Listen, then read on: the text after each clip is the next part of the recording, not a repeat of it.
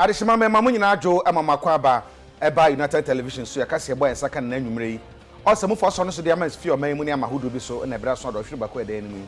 ye de esom na ye ka musa boafo esu ya so no kase ebu mu special ice nsuo and na special drink. This way chocolate drink and then the coffee drink. Need fufu, need tabekwan so eka ho bi. Sanso na best point saving saloons and best assurance. You too nchire. Wo nyina ebo America se boyi abremo. Na de di makotini bi ni se ene ewura ahyanwan ne na pamfo a ya che wo mu no. Ye de wo mu kogina court so na so court ama mu bail bi. Na oswafo hwe amonone nsem so e de ato G7 ekono anim senke be ya amumwa bibima na kabima mika bi enko nanim. Na nkramantam so afo so de ato abankrachefo nyina anim so omunya dwumaden se de be ya gidi aganafo wo awaban nim no emu be ye den. Oswafo no na hwe omeye mra hye ya hodo oswa kasa de atodwa se ababe na afamu de biada e de aboni papa ahodi ho bai emfa woni feku anase ba bia wofiri. Road safety ye akwanso brebre akwantuo ne hu samsam no. Empanyefo da atodwa kyerem se se ye ka ho asam bo ho dawuro e de bre so person se nipa hwe omo nkwa no adoso dodo. Challenging heights yekuwa enhwe abanyase no mudi atodwa se afiwe se nkwa no nkoda beye aduonmu enso ne yaje omo afri nkofo anka yede omo fa kuntuna se akoyeku tudwuma won nkofo amanso ense ensemika we no ho ne yede so mo sakase bo ne ka mo se DSTV koso a ubenya kasebo yi o channel 360 Samsung na Facebook and social media platforms no nyina no yakasebo yi etwagu ho akenkanfo a yeso mo na nwumre yeme eja kwabena mene akua ejewa kwade Africa sebo no emu nsam nie asamba ko a edi hene na epagya ne mu o manga na mu eyewura ahyanwan ene na pamfo bi a ye nyina te ho nsam dada galamse ho nsam ya ye pam no ma ne koy so okoye se wanko se wura Ghana ama yakwa kwache no na ndede Accra Circuit Court yakwa asetena amotemo for Bright Samuel Akwa ana wote na adwamu na bro mo fra asem no lawyer ne a wotwetwa de age ahyanwan ene na pamfo eye lawyer Nkrabia Ifadate ede tudwa ekiremu se sabre ya yede ahyanwan akokọ gina court yi no ahyanwan yobi a ye betuma ka sokọ amofa so ene omudi asawo na hye ntwa yiye kra de tete sa ne se enyina so bia ne adanse bia ne wa kyesa ahyanwan ene na pamfo no mutu galamse oba bia wo mutumi fa adanse bia ma ya ete sa eno achi so no nipa mienu ya na sabia se ka ho asam eye mame ahyanwan ene de wo ka ne ho yi ne se nipa bia ka ne ho yi wo mo ya hoho wo mo nya ganafo enti se ye hwe yiye pa se ni omudi a yenya hwe yiye okwan fa so no mudi no yenya hwe sanse ganafo bebre nso amanone nti sanhwe ya na ye de bia ensese ye owura Nkrabia Ifadate esane tudwa se ewura ahyanwani ene na pamfo yi se ne ye don ko bia nai ye do mo firi ho ewura ho no kwasem ni ya tete pa akwase sabita frache oba bu na wo hu be mada na utwa no so akwana ba kwatwa no so wo tete no dodo saa na sese ahyanwan ene nipa bi no eka no hu oman Ghana ye omo ene osande to judge nanim so se papa judge me owura Nkrabia Ifadate me ka kire wo se hwe ewura ahyanwan nya kokoduro one na pamfo mo bail no monko na wo mo kwa kwa bia so no ye de wo meba ama abere mo free case ni bia no omo aba begina ho na de ese omu de bia no akwan no anamo ese etu bia no yetumi etu afa ho na hwe se oma ahyanwan bail a ye man pani His Excellency Nana Dodan Kwaku Ado want to be in cache sanso na Attorney General want to be in cache nti no ja ahyanwan ene na pamfo na wo mo enko na so wo bere a owura Nkrabia Ifadate kansa nsem nyina wie ye no ana banko de bofo so sori akasa se dabi so omo kaso mo ja ahyanwan na ma omakwa anya de betumi ayeye esanse ewura ahyanwan ne nkrofo yi no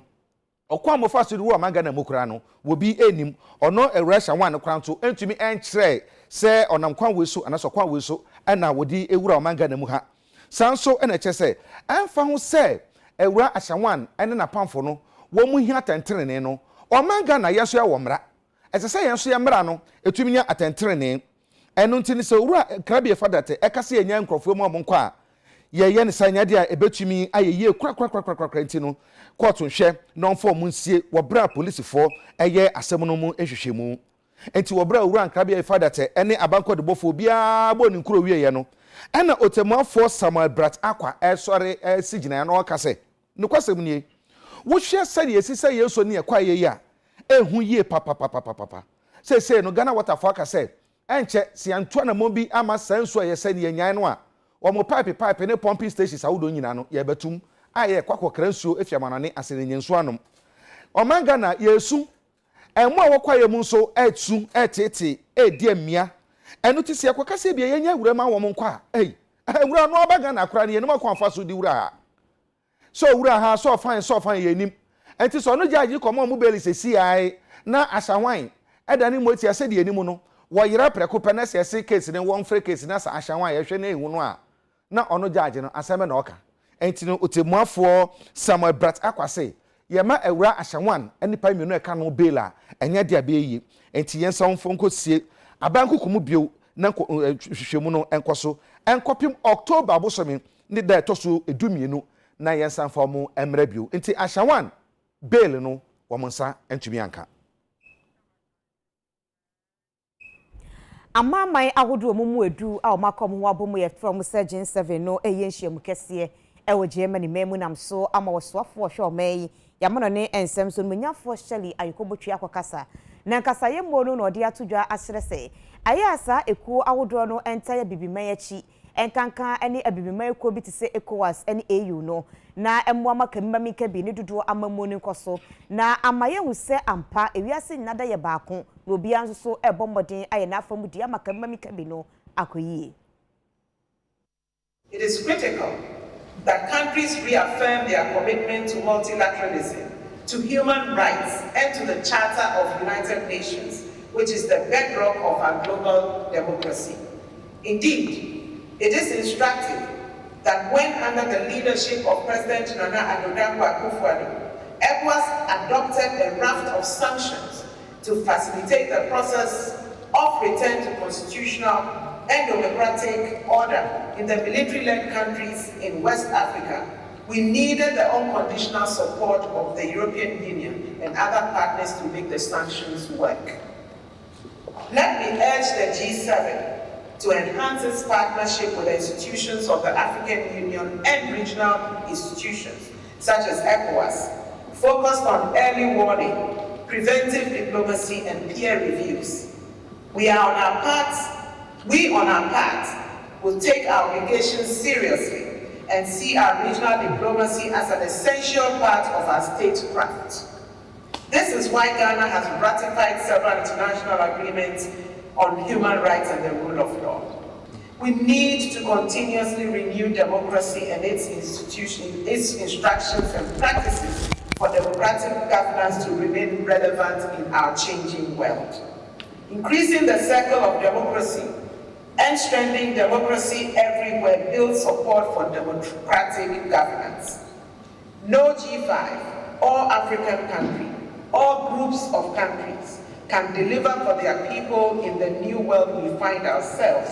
unless we take advantage of the full potential of the G7 and Africa working in a new partnership. Let's engage our peoples to unleash the prosperity and sustainability that only our combined efforts can bring. And Kramantan so for the young for Henry Cote, Ediato, Aban Cratchit Assembly members, any Abanam Sifuni, and so many to my dame farm once and a bear, Gidia Ghana for war, or Abanimono, a Bessaya baby. Jumadia Greater Accra Regional Coordinating Council and Penny for Edison Sono, MMDCs, presiding members, directors from the assemblies are Hodono, Ano, and nothing penny for a free regional coordinating council. And I don't know maybe PMU, Jumadio, I say. Jumadiana say no, and Ancramanta Muswafo, or Menafo Henry Cotti, Ekasa was no detum penny for any name. So I'm sure one said Jumadia, that's a one son, or better what this was a pepe, now more than what boy Jumadia who do, or better than a D. Nagana for who know to me any GDS from Ewomu, Nani nature know how I will come to know, on to Tunis Renia Bassa. No one shall kun as I would do a bit to me faswa, would you be so sour how in an abois, and more Jumadia one sound to my fun and tampa at D. Efra. The growth of the region has been synonymous with development, modernity, economic advancement, cultural and social progress. However, in the Greater Accra region has not been properly managed, leaving in its wake a host of challenges, which includes waste and environmental management, boundary disputes, security challenges, perennial flooding, and insanitary conditions of our cities and municipalities, chieftaincy and land disputes, poor roads and traffic management, springing up of slums and sprouts at unauthorized places and other public spaces in the MMDAs. Street hawking is a major challenge for us in the city. Let me emphasize that all of us need to continue to work hard to win the confidence of each other and society at large. We must endeavor to exhibit high sense of commitment, dedication, self-discipline, and above all, professionalism, just as ascribed in the Local Governance Act. Regardless of our position, we ought to build relationships, have respect for one another, and most importantly, we need to be transparent, open, and accountable. Enkramantamu sofo no munyamfo Henry Court ese gina so de to nyina anim so hwe hunu se operation colonial front agency se ya mpenifo pa hontoma no onja fa nto honom ne mo obedi so ma hunu die tuma fa ntoma pa e de fra e wo mantam no mu. As part of our efforts to make accessible good sanitation facilities for the citizens of this region, the Operation Clean Your Frontage campaign is being implemented at the various MMDAs to promote good and personal hygiene in our homes and workplaces, and clean environments at our public places. MMDCs. Presiding members, are you here?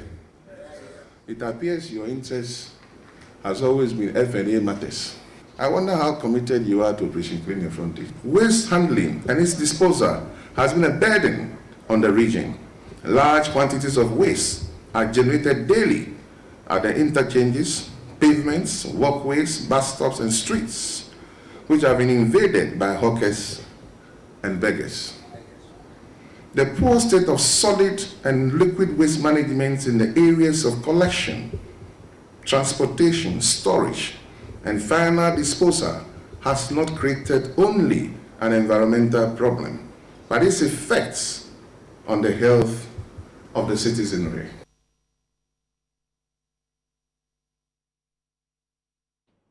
Aban lawyer penyi a wasansi osoafo hwa tenten ne so eye Owura Godfred Yeboadame na wode atodwa akirem se Ghana ban akomaso ade ne so bia fa hodie ebeye adwuma emfa ho ene esuma wowom emfa ho ne baabia wofiri ena emfa ho ne kasa woka yebeba ho ban ahwe ama tenten no aye adwuma na afenso anya fa hodie ewo niema woyemu.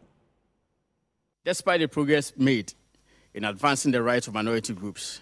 following the adoption of the declaration 3 decades ago, challenges persist. We solidarize with the people belonging to minority groups and remain concerned about the disproportionate suffering they are subjected to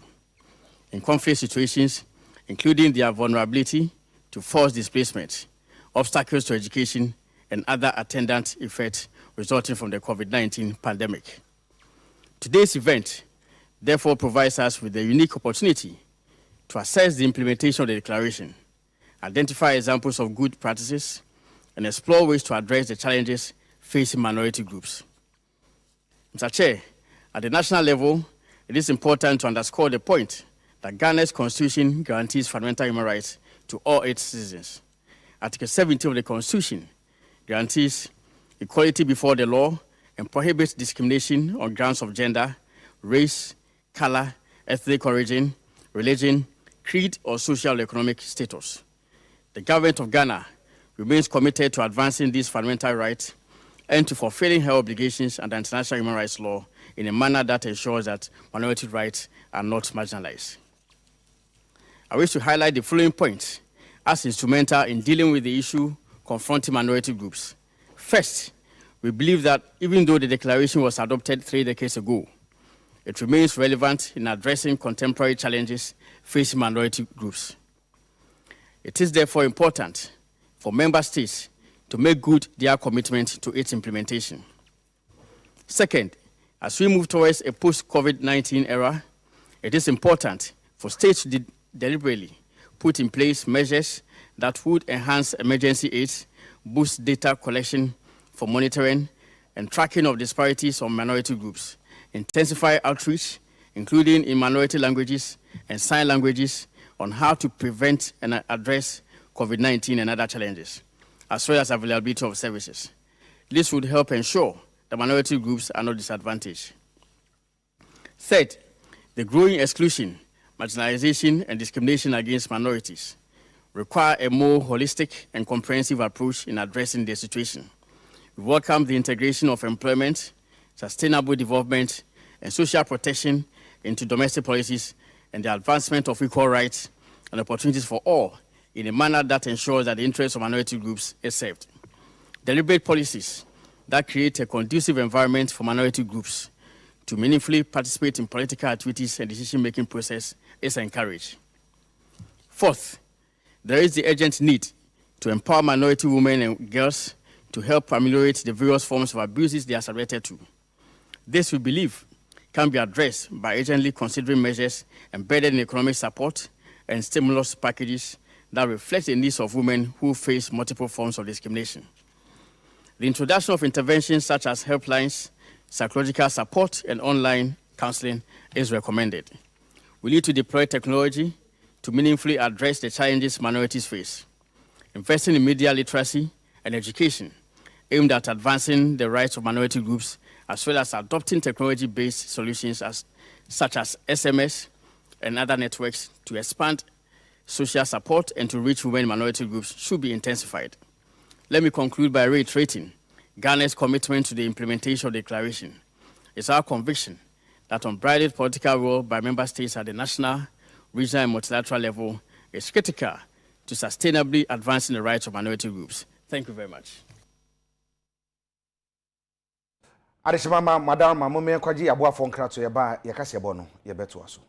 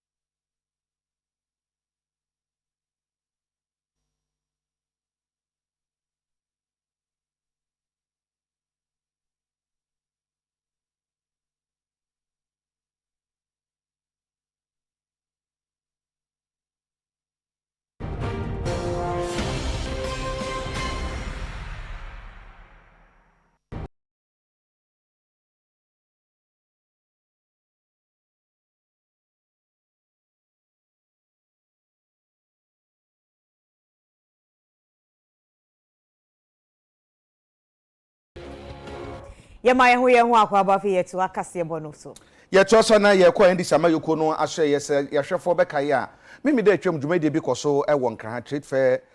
bebi a Independence Square na ye mampani na nadodan kwakufado eko hobi na ekobaye no amanfo bi ebo na mampani tutu a na enyasem kuma na bra tutu bo no baaye no e kame esa amanfo dane tutu bo no e MPP4 dane tutu bo no de ahye NDC4 ene ehye sa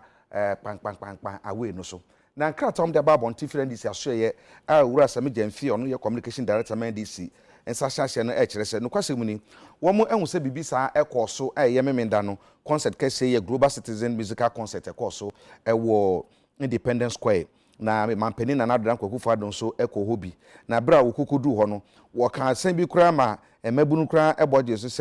se bia wiase nyina abagana na bra ko kan sara no emabunu no so ehun se nije omu no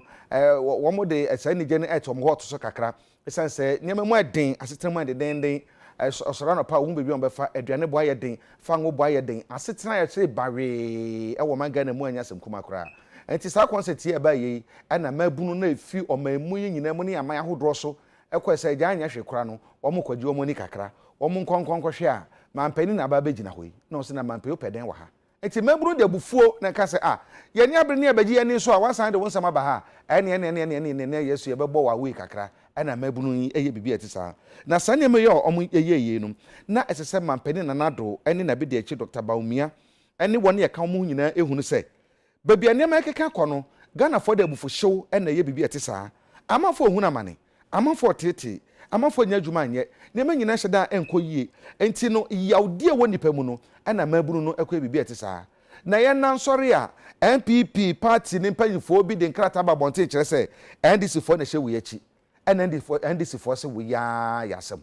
na kabi asesa bitafrache MPP for party NDC for na se Ghana for sebi omunimu nyansa na enti se bia ho kire bi oba a age sa NDC fo na ekwa cancer na Ghana fo hu sa ho kire ho ana ne meti sei no omo ye na kame se omo ye bu Ghana fo nyina bomfia amana ya se bia sabi Ghana fo enimu nyansa bi ewo kwan bi so enti sa ne ma na ekoso no anya de ye kura wo che so hwe se inflation ahwiri koso se bam na kofuoi ye nti omo ka one district one factory ankwankwa nyuma bi omaye na abana ko penti ede ne de sanso na you start we you awie na kasa be start eno so ya asem che sensem de eye bebre aho kire Ghana fo mu no enye asem kuma kura eno nti se maburu bu afu Ghana fo bu afu na so mo mampani tutu a mo bi ko gina ba bi ko kasa dis fo na yeye omo che sa dis fo kura se wo mu ni mrempo awosa de no ho na wei enye bribi enche mampani ene na pamfo se Ghana fo bu afu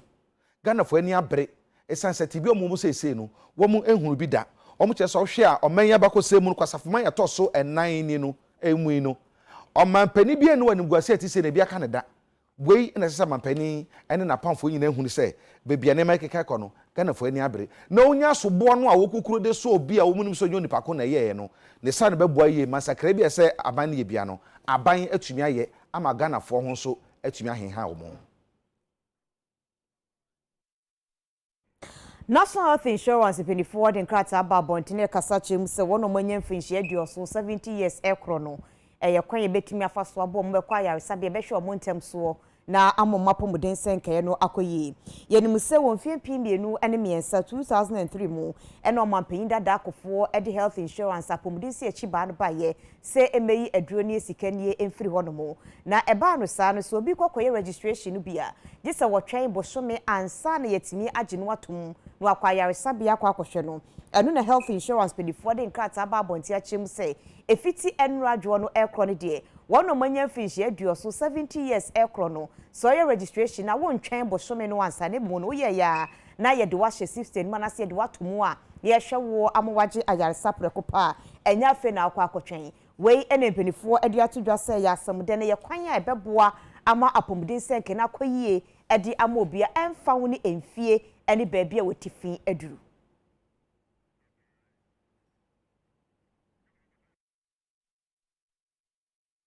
National Road Safety Commission penifo na authority penifo ene secretary ne woni no wo mudi so awoso no ehia ato adwene ade afọ kon betumi afaso atoto ne amase na be ya nketawudie efa kwanso brebedwumedi hu no ebetumi akodani. Saka sachere dwumadi wade hyehyɛ so ɛwɔ nkran Bloomberg Philanthropies Initiative for Global Road Safety Mpenifo and the one tuma ebo AMA and now free National Road Safety Authority Mpenifo diano and the Sajumadi as so. But tell people tell Jumadi Chinan so the Casachere Marsh Kafo, Ghana for enough for Bibia. Now Quampa befaso a quantum ponso quincia, ye bet to my brenna so my ganemono, what to me a yenesa. And no be a bobo so I want Shemuna say no, and also say no cofa can quincia see a piebo or my ganem a America tente. Odi America tente no so eto nchi ade hye one na makwan ho asebi so the hands free na so hu benku no hu nifa nanim saa na wokọ odi no so eto nchi ahye so dia hodi obehia wa kwantepo ahodo so na obọ mo hyenkani nam so a atumi aboa no ni nyina so hu behia yetimi di nyina so a kan kwanhye ekoso e wo yakwan so mpempi no ano ebebrase Kwame Kodak atu ahene wo yakwankyere for monitoring and compliance at the National Road Safety Authority or chense musei Road Safety Authority in Big Aris. A Bloomberg initiative for road safety or more AMA Nikiabe. And as she has a fadrin, the Titupa and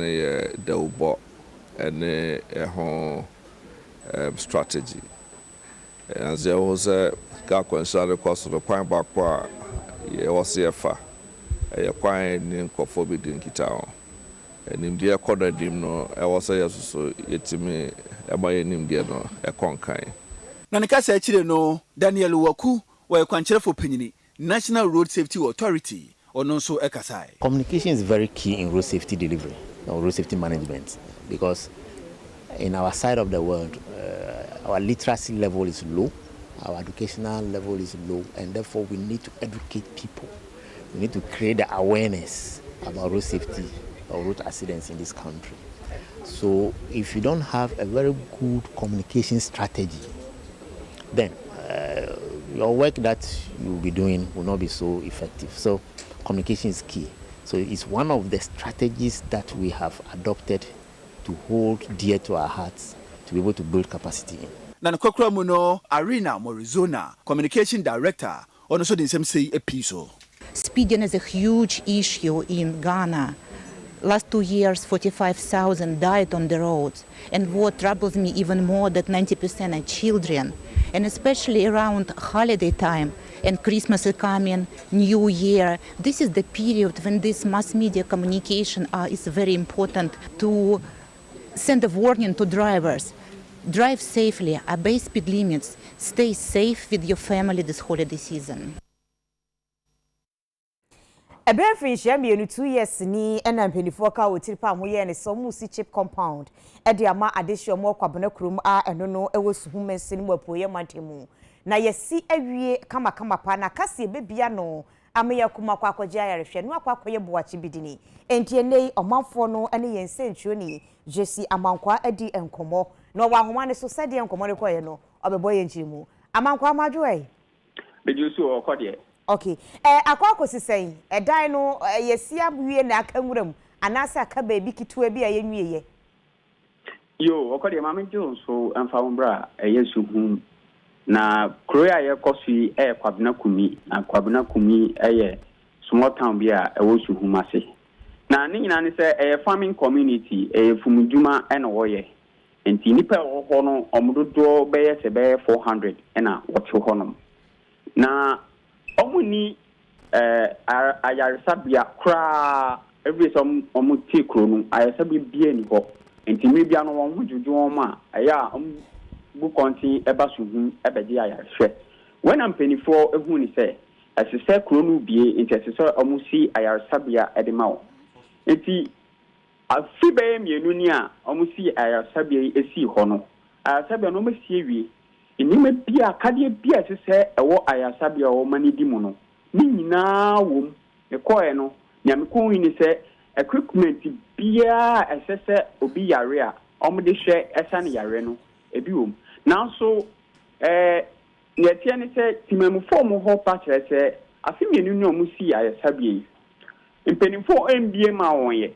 na sese omuhujuju omu akwantwa na omutwa fi ye kwabna kumi ho abesinko suhun no ekwan wo mu dodo enti wo sire mpenifo se ayosebia o mebie ya o masia esianche bushi o momoden na o mebie na won fa ma wo na aisabra we bebi esi no nkontu ankomu bie ya efi eye ebetimi aboom eye nkontu abeye eson ebi e kwabna kumi honom okanta suhuma besim sra prapra bebida kumi krom oboda ka sen nkontu 7 eno mutimi bie sa chip compound ya ebetimi aboom na chip compound nesi no ma sensi nurses for Bangulo esi ho fefefe ni nyina wo bie air conditions ebubo hu nyina bobo hu na me ko ho mi se tiles e wo hu nyina start wa dining ceiling ni ade nyina start pro eni ade esi ho aha nananom ani timamfo mo kwamna kumi papa ye a om de fa UTV forces se yembo de wo ama impenifo nti na omumbe yom cardom MBA chip company enfamo se de won so ombetimi enya ya hwe na omakoye ekuafo yi omko fom kura na sabo asia ka woma omudi be nipa ne be fi kwamna kumi bedu su na nipa no waye nyame coupon dia weye asete sem a hawo enti omo sem penifo enyo mado no mu bie chip compound we enfamo na ifia say UTV yen tindanti no me share abanka tipeni e wo su hu ha eyo oboafo kwadwo asante ene ne kasai ene o kire se former MP eyo nunyanfo pare ansa ene establish chip compound we si homa na ono so ba no wakokohwe ehun se akadie bibia wo na enti o se UTV for boss eye next month edi enimi enkwanko si ending no obekọ akobia no e de ama timamfo a omo kwabna kumi amankwai aya no ahwe contractor ni na wo si da na bia no mo de ka enti wode nsafo na guni botom na nkenya sa pa dia yaresa bia kama se ne ye hwa mana pro wow yo shusha no why okode yes mene contractor no enya nsawoso kaka na contractor ne chese ontimi ni nkasa imprimprin ya minim ne wo homo ne o kan se ontimi ni nkasa imprimprin ya but nyame ya adoma Thursday o yenimi obefremi na nkomodie bia wo bia onimi aka yo ebia na ka wom na kenye sa pa dia yense nhwani eye jisi amankwa na ni di nkomo edi efri epoye mantem na ye kwabena ku no ye bro no anase kuro ewo suhumensin mapoye mantemu chip compound kama efepa ye sie wie akade ni bibia wom 2 years ne ye si wie ye na nso ye mie ye emenkrofo nkomu nkwaje ayarehwe enema na ebre pro sei dade no sei enti omo sre aban eni penifo sie mebie ma wo na omo nkwa no eho hia eja we yala ekawum yedi piaka yenko jeko kubi ho na nsem no bi ahotia na obibi ya yew jeko kubi ho ma no so yenya ntia sa kwanhia bi esi ewo English amanfrom ama nipa bi prepra pa anye prekuma kura Jacob wote menka akwanhia na esi wo he na eba ne sen. Hello Jacob kubi Jacob wote menka me ton kaba aha na me bisa sa kwanhia no esi wo he fa potin na eba ne sen de si ye yo me ni o ka se de obepie mu kaso amanfro mu adisho mu ho no mu bofu yie pa na ene area bra ya bobe se 4 yakobo 5 ya car taketi apartment ni bi efi kaso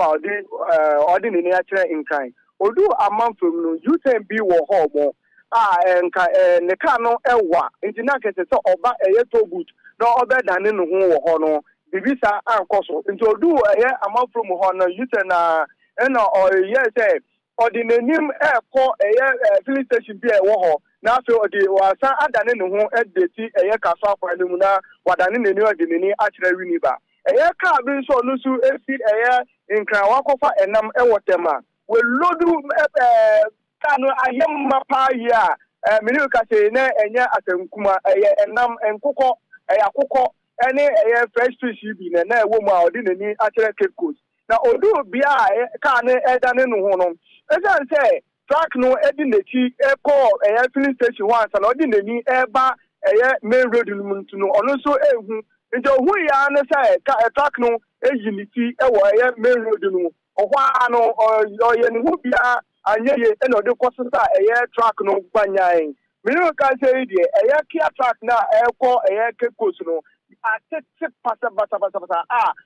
enam no so apete egu kwan no mu na nkofo ewo mu no na omoye nkofo ba akofo miesa na track no so no na nkofo mienu na ewo mu na mom no omo wote sa track no mu no de nipa ba kokra ho anka na omo na mote ye kia na omo kisia enam de omo ye miesa omo nyina menu kati omo pre mu ye dimpa ye de omo gugu abaya resabia ewo amountrum na this year ne tire mu say kane no na nka traffic light ebi ewo washing base na sa washing base ho no bus stop bi wo ho mo ankoko etwa kwan mu wo ho esa U-turn nso no ansa na traffic light ni so a ansa na ebesa aso green ankofo cars fi nka beba twemu ade akono na wono mu ka U-turn etwa ebi it is light ni so sa na wono mu ka U-turn no omu ntwa biem na that traffic light ni say ye no ejekobra a che be che nche 9 mienu omo bambe traffic light no ena debia akwensia and minimum can say endu na wati kraye akwensia ni bi esi wo homo a ene de nsu no ebi ase esi tan ne no otwi truck yi a so wotwa U-turn de ne tu ko wura baabi ni nanim ko baabi a akwensia kokosi no driver no wo he oni ni mate o se ho no mo wo he minimum can say de amakopie mu wo amount from police station Awi na wadi akira ma yahwe se no mapomudin wo manya prepa na pomudin sitie na ye ne wo mo a driver na twi car kase no so no na wadi akira se police for 8 na mo bi se ebia de si ono mu di hu fo na so twi bi wo mo de ba ma mo a wa ma yatumi ahuni nyina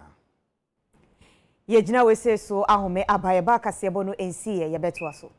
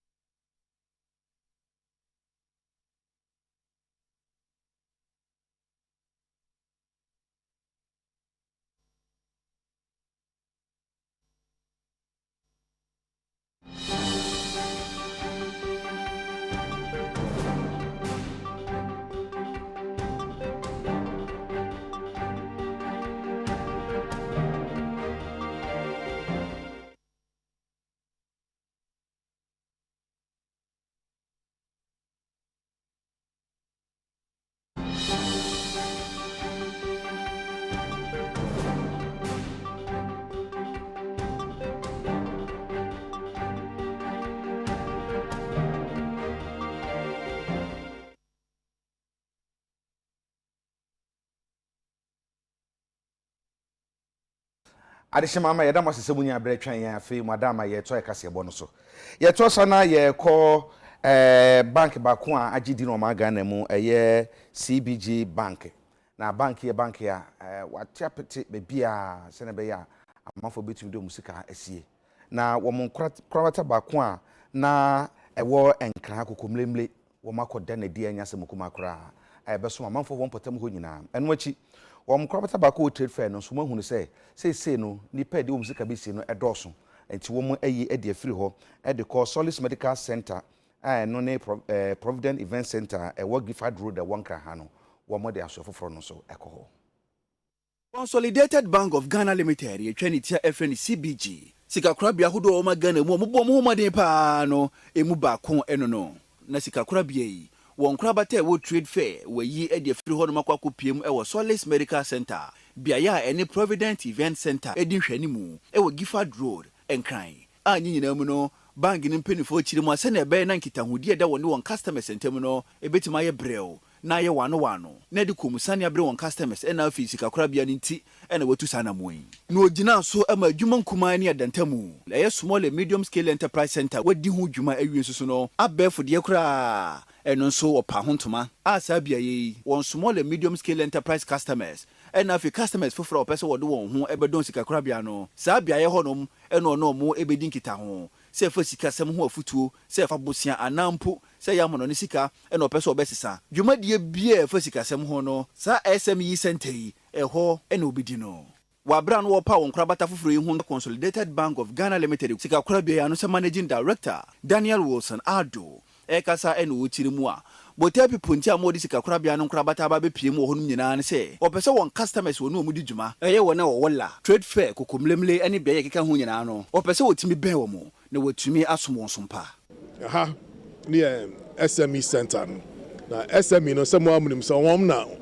ma employment so krom ha juma GDP ni hwan it's a very important segment of our economy into center way idea ni say we SME now ba ni o here bia loans customer up accounts person transfer also BLC if I hakra you be training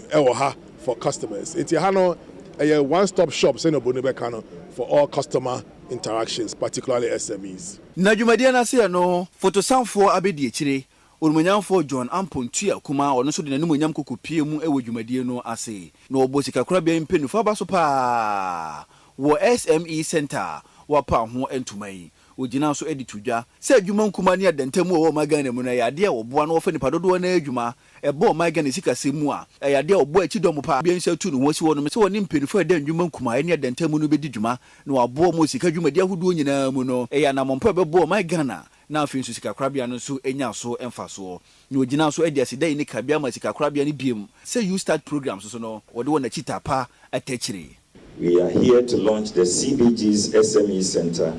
as one of the many support initiatives of the government. And I also want to appreciate the partnership of CBG in the newly launched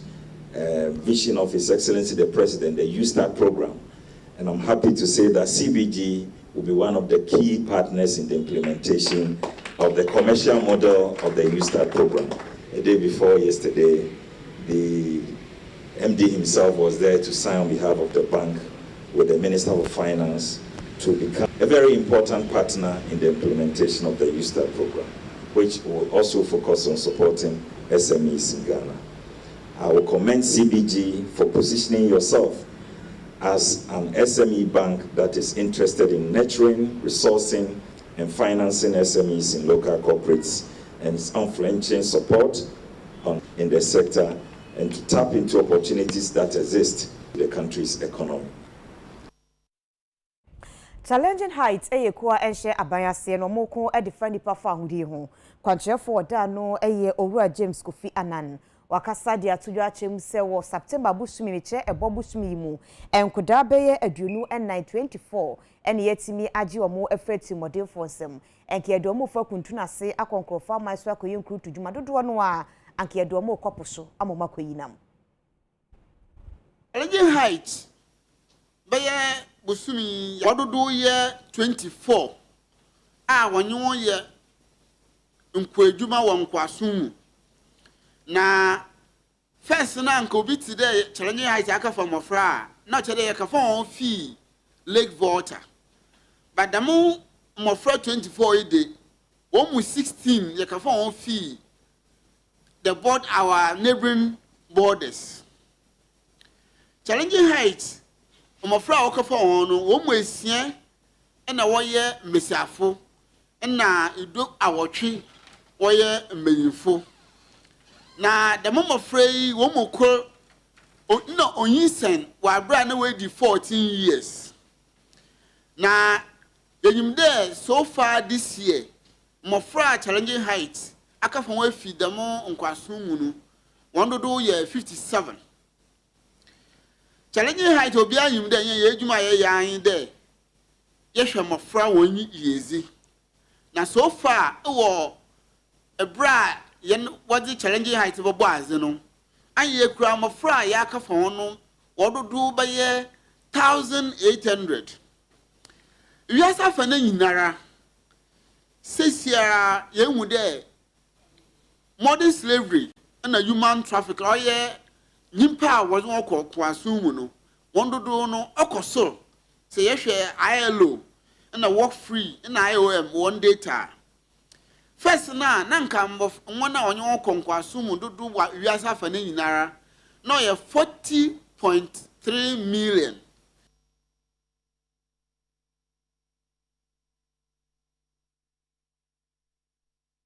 Ensanchofo dwumade bi akoso e won kraha na ekuo bi e from Ege Eyesight Group ye NDC emma bi ena ye sanchofo nhyiemu wo nsem mo kan se enche bi NDC ama yeko na kwakoto aba apa mo mpanyimfo ahodo bi na mo de wo mani sokode ni ebehwe mu fe se wo bi biere ni wo ebepene ama mo de sika ahye delegate nsase mo nyina moto aba mame na mo obi obeto aba ma no onipa ne obi a onim de wo suahunu wo no eno bepene se mo beto aba ma no obi odi sika beba mu de ene no nto na dwumukura. The Eagle Eyesight. Yes, I belong to the Eagle, even going songs. Enshemo na se no enu owura Patrick Ndengu ekasa wase e na wo chiri mu a entoto ene hyehye a wo ye nyina no botete chire nyina ne se kase ntwedi de atembasa basa je kakra se obotum ne koto abama me o ma ne konkosi na emom wona wonimde o ye adwumaden a wo gi won hudi a wo mo e na manfo no pe no omumom ne begina na manfo no ato aba e di amo mo se na be na afimpi no ene adunu na abato mu no obetima gina brane no wahwuma bedwa no afri MPP amanyuko no ensem yen the Eagle Eyesight ye hu se NDC eye amanyuko bi a ye sumbo pa na ye nioma enso boa oman no ye hyehye ye hu se the elections are lose 2020 no na yen ankasa NDC for ye mistakes ene ye nkrophobia omo ja omo ho agi sika free ye opponent no ho ene ma san kugu ni baye the santi the Eagle Eyesight ye hye obi bia bo ni NDC ni ba bia bo se enhyehye ya ye edi agu apono so se coming elections constituency elections and national elections obi biara o context na wo ye upe candidate upe chairman yo hwan yo name mo why wadwen say information na yenya say MPP fo bi person mo sponsor mo na mudi sika wuram ni yedi yinipa bia onmoa party no yentwe maw ti ye mam warning say obi biara onim na obedi sika be che ama delegate say onje no ngoto abama me no the Eagle Eyesight ye ni edimochi ye chiwa ye be bro ye be gi nioma na afiri unsem na ye de aya danse akoma party mpanyimfo esan se ye boa se ye be yi money crazy afiri ye party mu a ebe boa ama prepare ye ne nokre adadi because ye hwe de nti ene dey na nado amamuo enkoye na ni ministers no ne pamfo no ye hwe omo na ansia elections a omo ye ya sika omu hyiegu ye mu amutibi ye se eduru ba bi na bi mutua 10,000 per delegate na wo hye se sika twitwi die we nyina na se ye kohyiegu ne wo opposition na wonso o ma ye opponent na ama osika na dia bewuram dia na wonso ukura adwemboni bi ye serew ton ne ya wo betumi aye na omanfo no ento abamaw se ye to abane mawa na wunya di nokre Ayi ade shema me yakase bonasi na de di mu akotene bi ni se ene Ashanwan ene nipa minu ekan ho mu no ye de omo court ama lawyer kan san ko mo bail court se mo bail a enya de bando makodi oswafo na hwa mono ne nsem so akasa sra G7 waso mo mu abibiman na kamra mi ka bi enkonani eje kwabena ne medin me ne akua ejewa akodi asamye 0242307766 na wa ye bi ama eja era mo nyina se ma mo ni hwe yakra mo